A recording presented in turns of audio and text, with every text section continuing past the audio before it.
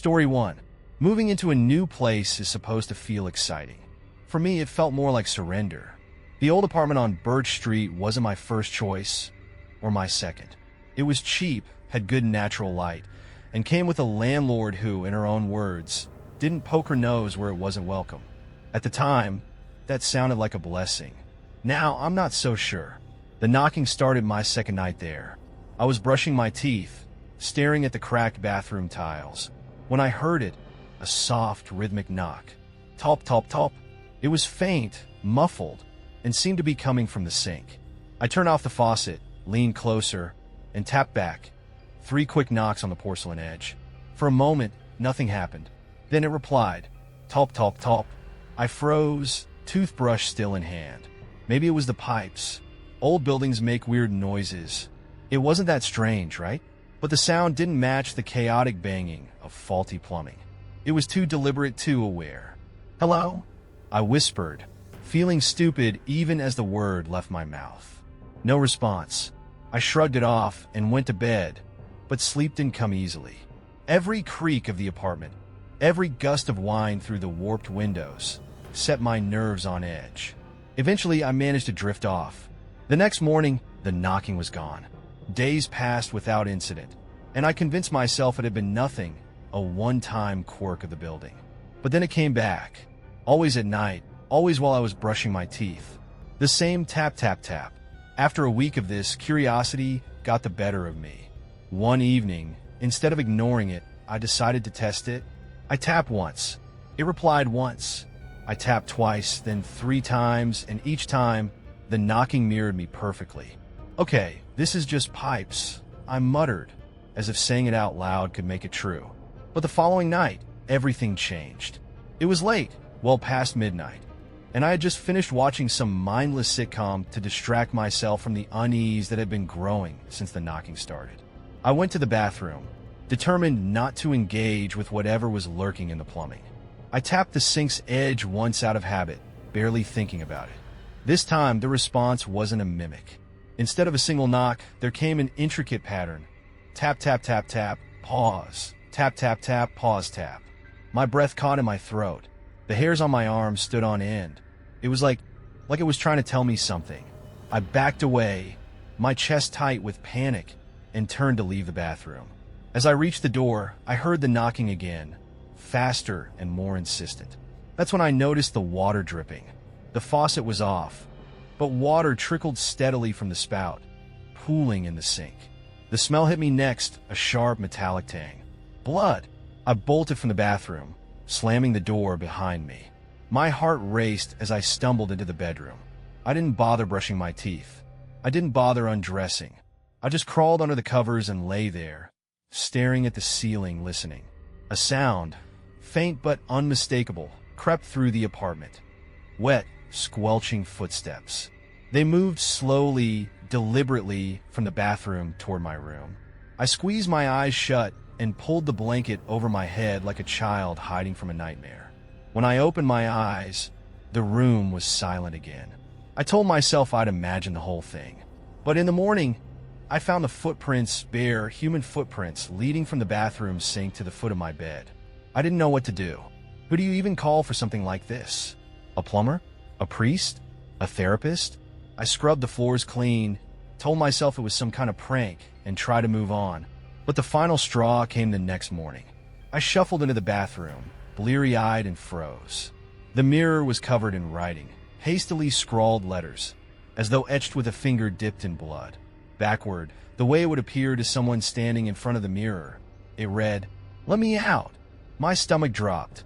I blinked, hoping it would disappear, but it didn't. Instead, I noticed something even more horrifying. My reflection wasn't moving. It stood perfectly still, staring at me, while I raised my trembling hand to touch the glass. My fingers met nothing but cold, unyielding surface, but my reflection didn't mimic the motion. Its lips began to move, mouthing words I couldn't hear. Then it smiled, the kind of smile that doesn't reach the eyes, the kind of smile that says, "I've been waiting for this moment."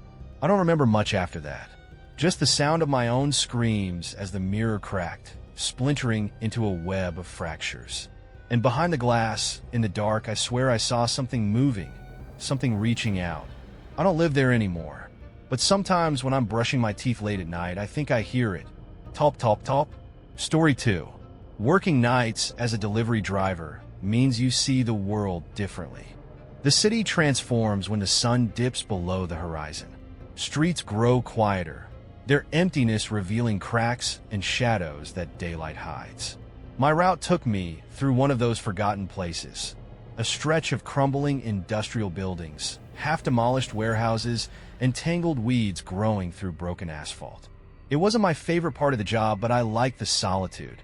No honking cars, no rushed pedestrians.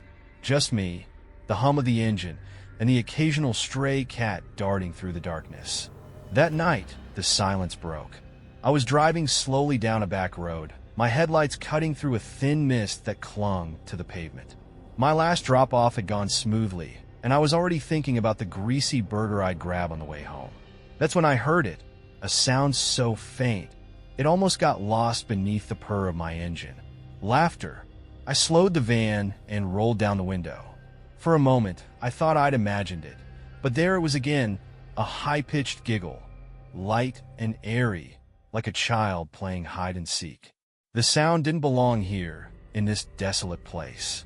It didn't make sense. I parked and stepped out, shivering as a damp breeze prickled my skin. The laughter grew louder, playful and melodic, but now it came with whispers, murmured words I couldn't quite make out, like a secret being shared just out of reach. "Hello," I called, my voice bouncing off the decaying buildings. No answer, just more giggles, faint and fleeting. I followed the sound to the source, a manhole in the middle of the street. Rust streaked the metal cover, and patches of moss clung to the edges. The laughter and whispers were unmistakably coming from below. I felt a cold knot form in my stomach. Probably just an echo, I muttered, trying to shake off the unease. But curiosity tugged at me. What could be down there? A group of kids playing some weird prank? A radio or speaker someone had dropped into the sewer?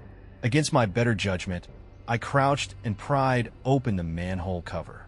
It came loose with a groan of protest, and I set it aside, leaning over to peer into the darkness. A rush of warm, damp air hit me, carrying a sickly sweet smell that made my stomach churn. The whispers grew louder, wrapping around my name like a twisted lullaby. "Eric, Eric, come closer. Come play." My flashlight trembled as I pointed it into the hole. The beam cut through the darkness, revealing slimy, glistening walls. But then it caught something else, movement. At first I thought it was rats, but as the light shifted, I realized what I was seeing. Hands, hundreds of them, reaching out of the darkness. Some were pale and small, like children's hands. Others were grotesquely deformed, with fingers too long or knuckles bent at unnatural angles. They clawed at the edges of the sewer, their nails scraping against the walls. I froze, my breath caught in my throat. One of the hands reached higher, its bloated fingers curling around the lip of the manhole. Another followed, then another. They stretched upward, desperate and grasping, like drowning victims reaching for air. Then one of them grabbed me. The hand was icy cold, its grip impossibly strong. I screamed and dropped the flashlight, its beam spinning wildly as it hit the ground. The hand yanked at my wrist, pulling me closer to the edge. My boots scraped against the asphalt as I fought back, using all my strength to resist the pull. I don't know how I managed to wrench free. The moment I did, I stumbled back and slammed the manhole cover into place. The whispers rose into a cacophony of screams and wails, muffled but furious, like a swarm of voices trapped just beneath the surface. I didn't wait to see if the cover would hold. I sprinted to my van, my heart pounding like a drum, and tore out of there, tires screeching against the pavement. When I got home, I locked every door and window, double-checking each one twice. My wrist throbbed where the hand had grabbed me, the skin red and raw. The smell of that damp, sweet air clung to my clothes, and no matter how many times I scrubbed my hands, I couldn't shake the sensation of those cold, clammy fingers. I tried to tell myself it was over, that whatever I had seen or thought I had seen was left behind in the industrial wasteland. But the voices followed me. It started small, a faint murmur from the bathroom drain, a whisper from the kitchen sink. I ignored it at first, chalking it up to my imagination. But the whispers grew louder, clearer. Eric, Eric, let us in. I stopped using the sinks. I stopped showering. But the voices found other ways. They came through the gutters during a storm, through the vent in my laundry room, through the drain in the street outside.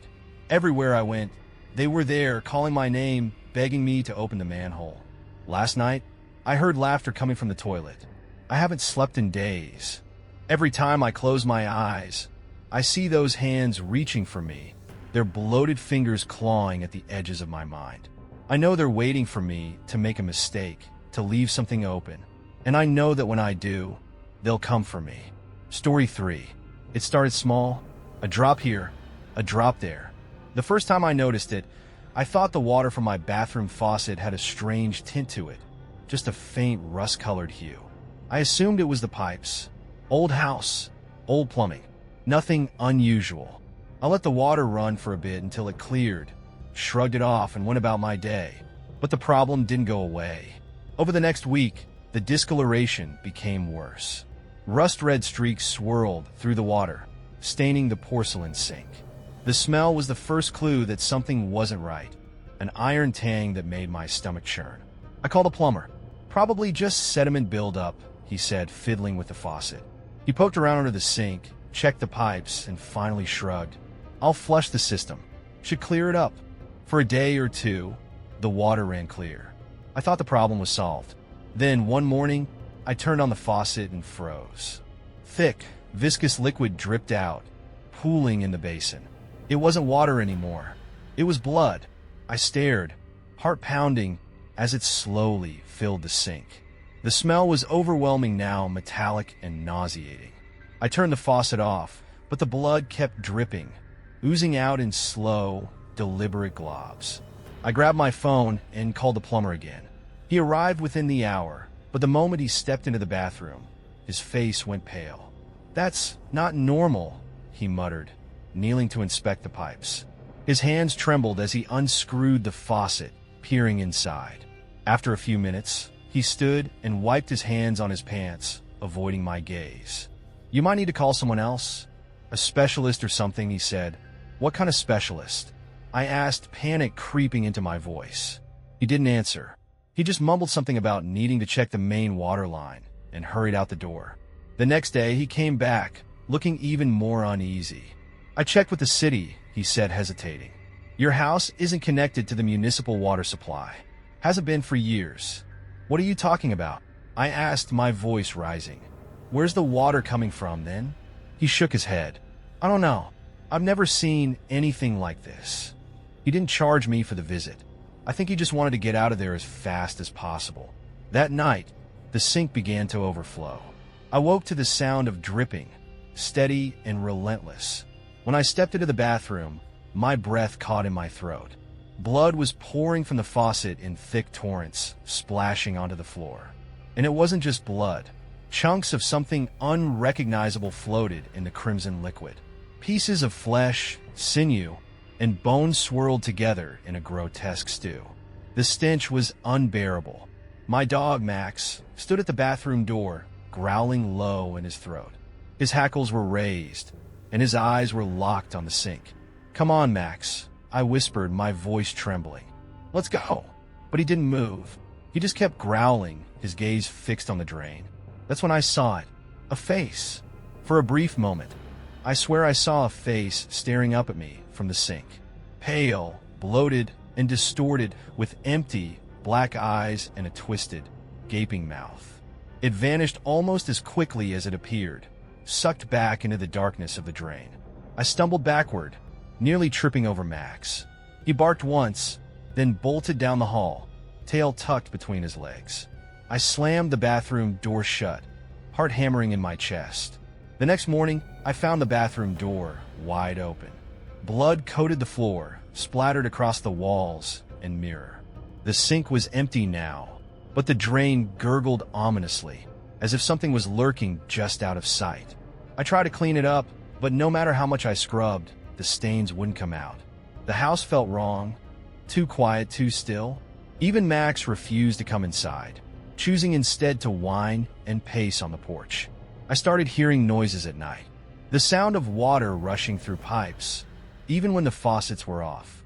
The faint, wet slapping of something moving inside the walls. Once, I woke to find bloody handprints smeared across the bathroom mirror. They weren't mine. I stopped using the sink altogether, stopped going into the bathroom. But the problem spread. Blood began bubbling out of the kitchen tap, the shower head, even the garden hose. The entire house felt alive, pulsating with some dark, unseen force. 2 nights ago, I heard a voice. It came from the bathroom, a low, guttural whisper, distorted like it was coming from underwater. "Let me in," it said. "Let me in."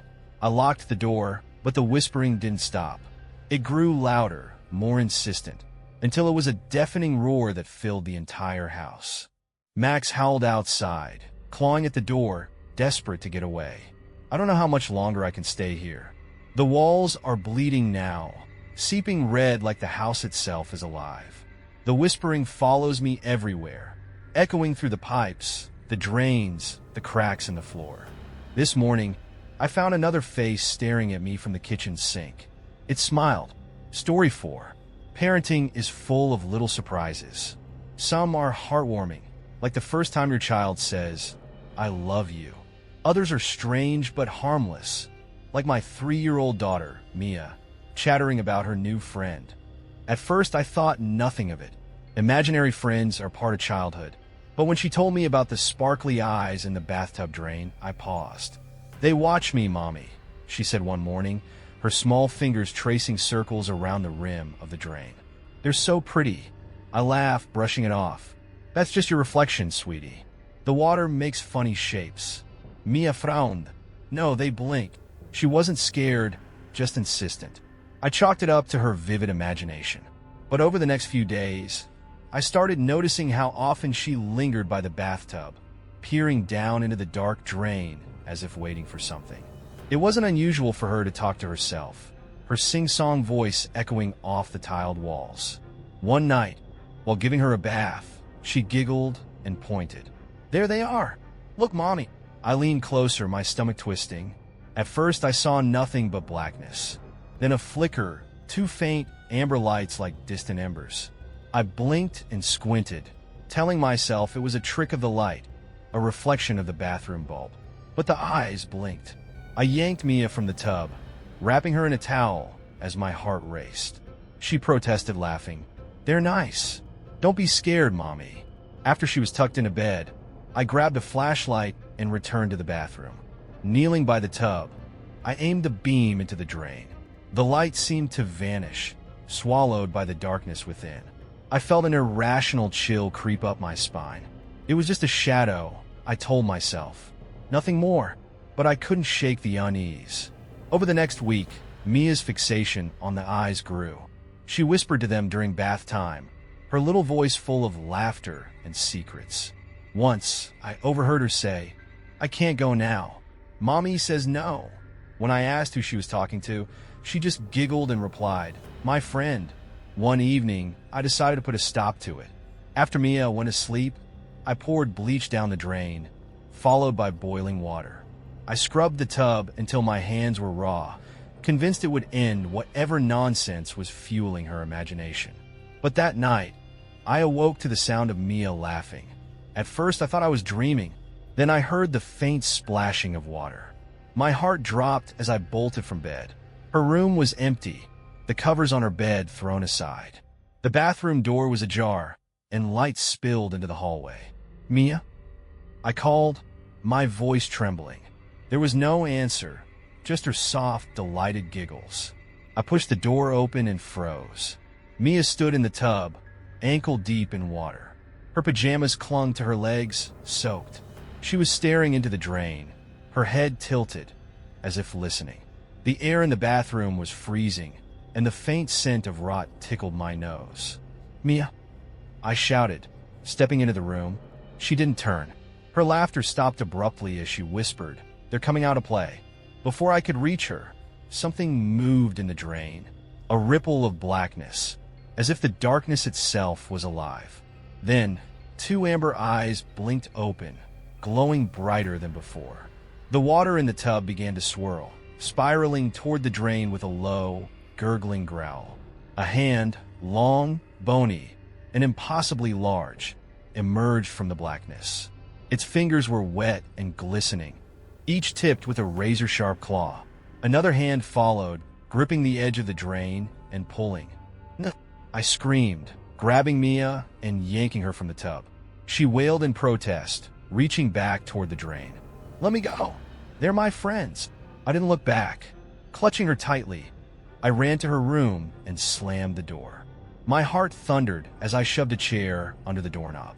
Outside, the sound of splashing grew louder, followed by the creak of footsteps on the tile. We stayed locked in her room until morning. Mia cried herself to sleep, begging to go back to her friend. I sat by the door, clutching a baseball bat. Every muscle in my body coiled like a spring. When dawn finally broke, the apartment was silent. The bathroom looked normal. No water on the floor, no marks in the tub. The only sign that something had happened was the drain. The metal around it was warped, bent outward, as if something massive had tried to crawl through. I didn't wait for answers. I packed a bag and left that day, taking Mia to my sister's house across town. I didn't explain the real reason why. We just needed a change of scenery. Mia hasn't mentioned the eyes since, but every now and then, I catch her staring at the sink or the shower drain, her head tilted, as if listening. And sometimes, when the house is quiet, I swear I hear faint, wet scraping sounds echoing through the pipes. Story 5. The call came in around midday, just as I was finishing my sandwich in the maintenance truck. "We got complaints of groaning pipes in the Westbrook district," dispatch said. "Sounds like a blockage. You're closest, so head over." Westbrook was one of those neighborhoods where the houses cost more than I'd make in a lifetime. Still, pipes don't care how much money you have. They clog, creak, and groan just the same. I sighed, crumpled my sandwich wrapper, and drove over. When I arrived, the homeowners weren't shy about their complaints. "It sounds like moaning or groaning," the woman explained, wringing her hands. "We thought it was just the house settling, but it's been getting louder." Her husband chimed in. "It's not just here. The neighbors are hearing it too. Can you fix it?" "Let me take a look," I said, grabbing my tools. The sound was faint at first, a low, mournful groan that echoed through the neighborhood like a distant whale song. As I opened the manhole cover and descended into the sewer, the noise grew louder, resonating through the tunnels in a way that made my skin crawl. The sewer system beneath Westbrook was surprisingly expansive, a labyrinth of tunnels stretching far beyond what I expected. My flashlight cut through the darkness, revealing the usual filth and muck. But as I ventured deeper, things started to feel off. The walls were damp, but not just with water. A strange, oily residue coated the surface, glistening under the beam of my flashlight. Then I noticed the carvings. At first, I thought they were just graffiti, random scrawls left by bored teenagers. But as I looked closer, I realized there was something else entirely. Twisting runes and jagged symbols covered the walls, etched deep into the stone. They formed patterns that hurt to look at, their edges sharp and uneven, like they'd been carved in haste or desperation. The groaning sound grew louder, deeper, vibrating through the ground beneath my boots. My flashlight flickered, and for a moment, I was plunged into darkness. When the beam came back, it caught movement at the edge of the light, a shadow, massive and shifting. "Hello," I called, my voice shaky. The echo swallowed my words. I should have turned back. Every instinct screamed at me to climb the ladder and leave this to someone else. But I was a maintenance worker, and this was my job. I pushed forward, my boots splashing in shallow water as I followed the sound. The groaning shifted, morphing into something more sinister, a low, guttural growl that seemed to come from everywhere at once. My flashlight flickered again, and this time it didn't come back. Panic surged through me as I fumbled for my spare flashlight. In the pitch black, the growling grew closer, reverberating through the tunnel like a living thing. I felt the air grow thick, heavy with the stench of rot and decay. When the second flashlight finally clicked on, its beam illuminated something that made my blood run cold. Eyes. Dozens of them, glowing faintly in the darkness. They blinked in unison, watching me from the shadows. I stumbled back, my foot catching on something slick. I fell hard, the impact knocking the wind out of me. That's when I realized the ground beneath me wasn't stone. It was bone. I scrambled to my feet, my flashlight darting across the chamber. Bones surrounded me, piled high against the walls. Human bones. Claw marks gouged deep into the stone told a story I didn't want to understand.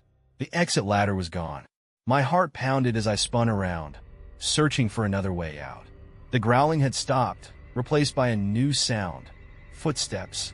Wet, deliberate, and impossibly heavy, they echoed through the chamber, growing louder with each passing second. I held my breath, pressing myself against the wall as the steps drew closer. The flashlight trembled in my hand, the beam shaking wildly as it landed on it. The creature was enormous, its form barely fitting in the tunnel. Its skin was slick and black, glistening with the same oily residue that coated the walls.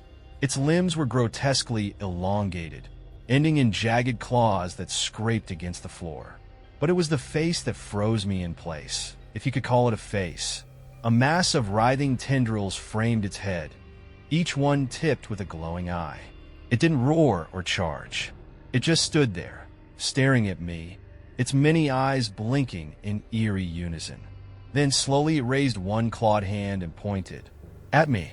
I don't remember running, but I must have. My boots slipped on the wet ground, my breath coming in ragged gasps as I tore through the tunnels. The groaning returned, louder and more chaotic, like the sewer itself was alive and screaming. I don't know how I found the ladder. It wasn't the one I'd entered through, but it didn't matter. I climbed, my hands slick with sweat and grime, my heart hammering as the growling echoed beneath me. When I reached the surface, I collapsed onto the pavement, gasping for air. The neighborhood was silent, the groaning gone as if it had never existed. I reported what I'd seen, but no one believed me. The city sent another team down to investigate. They never came back. Now, when I sleep, I dream of the sewer, of the twisting runes and the endless piles of bones, of the creature with too many eyes and its wet, deliberate footsteps. And sometimes, late at night, I hear the pipes groaning again. Thanks for watching. If you like the story, click like, subscribe to the channel, and write an idea for the next story in the comments.